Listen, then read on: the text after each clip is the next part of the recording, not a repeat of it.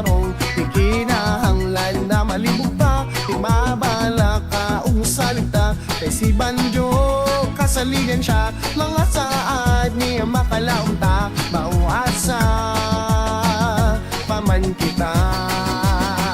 Agrikultura, mas mulang pa, panginabuhi, iyan daw niya ang pag-eskwela sa kabatanunan, sa kining suportahan.